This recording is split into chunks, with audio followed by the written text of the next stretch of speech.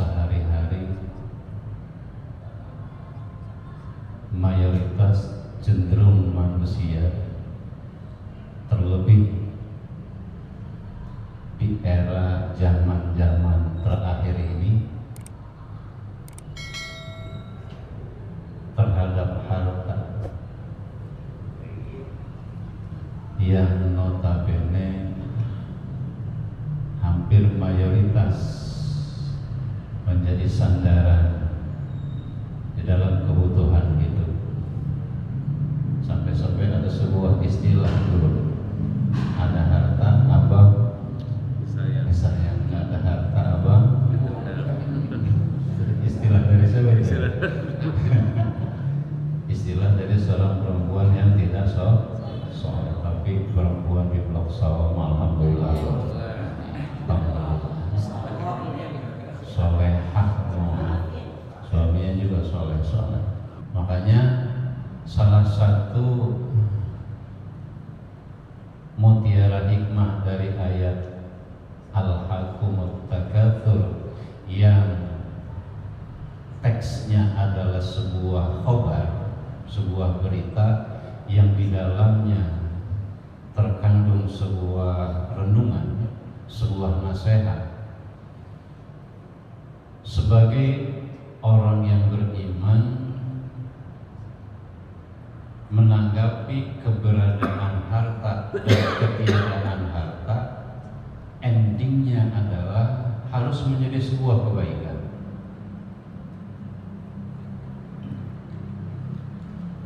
Secara akal nggak masuk akal, bagaimana sih susah jadi kebaikan, sengsara kok jadi kebaikan, miskin kok jadi kebaikan, kalau kaya banyak harta logika dikatakan baik, tapi belum tentu. Orang yang banyak harta, orang yang kaya itu dengan kekayaan dan hartanya dia menjadi baik atau merupakan bukti kebaikan Allah. Kalau harta yang dia miliki atau kekayaan yang dia miliki tidak disyukuri, maka bukan kebaikan harta yang dia terima itu, bahkan jadi bencana buat dia, jadi fitnah buat dia. Bagaimana kekayaan atau harta yang supaya berbuah kebaikan? Solusinya adalah disyukuri. Maka dengan bersyukur lewat adanya harta, dengan adanya kekayaan, itu akan berbuah kebaikan. Sebaiknya kesengsaraan ketiadaan harta pun merupakan kebaikan bila ditanggapi dengan keimanan.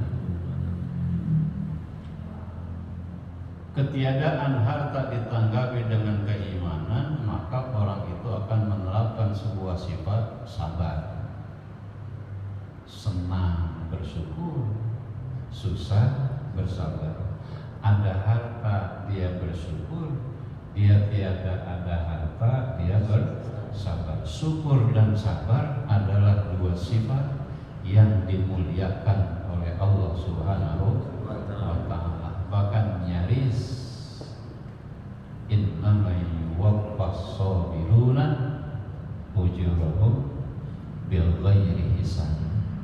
Sesungguhnya orang yang sabar di dalam menerima ketiadaan, orang yang sabar di dalam menerima kelebihan rezeki dari Allah.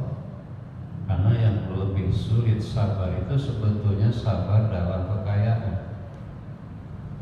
Pertanyaan Allah nanti di akhirat lebih banyak kepada orang yang memiliki harta, baik harta dalam bentuk benda maupun harta dalam bentuk ilmu, jabatan dan lain sebagainya. Sebuah suplemen dari Allah terhadap orang-orang yang sabar memanfaatkan harta di jalan yang diridhoi Allah, terhadap orang-orang yang sabar di dalam ketiadaan janjikan, yuwaffas sabiruna ujurahum bil ghairi hisab. Demikian pula dalam beribadah, amat sangat dibutuhkan kesabaran. Ini kita sekarang ini yang enak kan kalau habis sholat maghrib, kok bisa nobari ngopi gitu ya. Bahkan ada yang sudah rutin habis maghrib makan dulu pulang. Ini kan ada kesabaran mengikuti kewajiban rutin setiap malam Senin yang dipimpin oleh guru kita. Kita menahan diri untuk tidak keluar dulu dari musola setelah sholat maghrib, menunggu datangnya waktu sholat isya, mengisi masa penantian intizar sholat pada sholat ini dengan taklim ta'allum. Ini adalah sebuah bukti dan insya Allah kita ada dirombongkan oleh Allah pada rombongan orang-orang yang sabar dalam beribadah.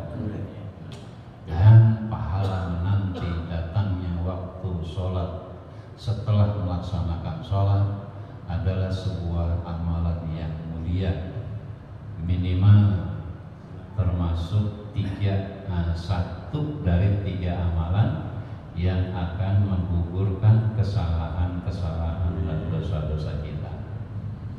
Barangkali kalau kita mau amalin tiap hari, kalau memang merasa banyak salah, kesempatan kita untuk bersih dari dosa adalah setiap habis maghrib duduk lantas menunggu datangnya waktu isya baru kita keluar. Apakah kira-kira model seperti ini sebuah program yang bisa kita terapkan pada diri kita atau tidak? Ya jawabannya ada pada kita. Minimal giliran hari Minggu gitu. Giliran hari Minggu maka berusahalah untuk kita bisa menahan diri memanfaatkan saat mustajabah ini bainal isya'i, di antara maghrib dan isya ini saat mustajabah. Kalau pengen tempat mustajabah kudu ikut guru mulu ke Mekah sono ke Madinah. Cuman ngajaknya kagak. Kalau ngajaknya ngajak ngomong doang, ngongkosin kagak, orang beliau ini bawa. Di sana mah tempat mustajabah, ongkoh waktunya juga memang mustajabah. Nah, kalau di kita di sini memiliki kemustajabahan saat atau waktu saban hari. Setiap hari Allah berikan momentum saat-saat yang mustajabah.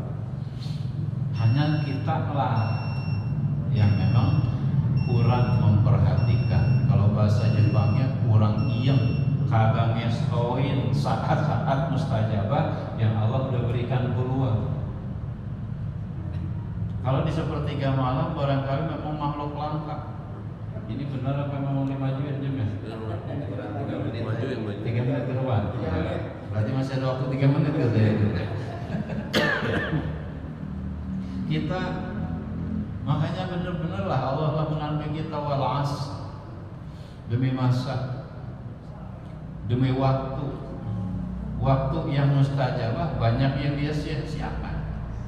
Waktu bercocok tanam untuk kepentingan akhirat yang namanya alam dunia banyak yang disia-siakan. Bagaimana tidak rugi? Melalui tanbih, ta'lim, ta'allum dan bimbingan para guru kita semua, saya, Pak Kiai, semua yang hadir, termasuk ibu-ibu, mudah-mudahan Allah tolong kita. Amin. Menjadi orang-orang yang pandai tazawwad, tidak alhaakum, tidak melalaikan kita.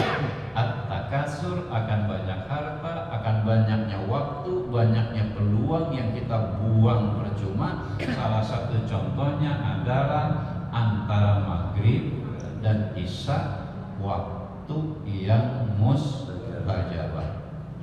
Kira-kira kalau boleh memilih Pak, Bu, saat mustajabah mustajabah mau milih habis maghrib sampai isya apa mau milih sepertiga malam? Ayo, kira-kira gampangan mana? Hah?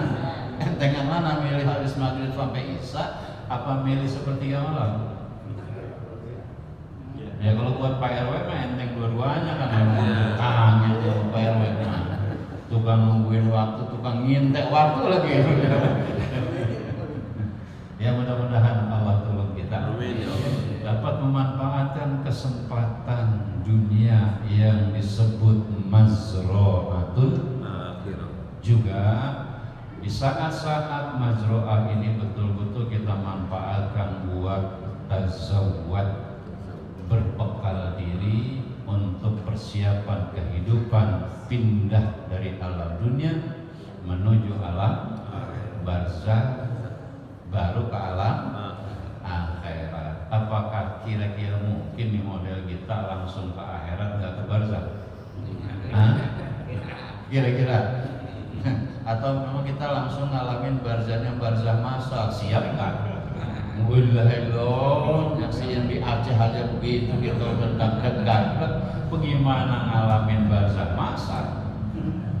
Nggak bisa ngebayangin kita kan dahsyatnya Al-Qari'ah, dahsyatnya tiupan sangkakala yang pertama sebagai prosesi awal terjadinya hari kiamat.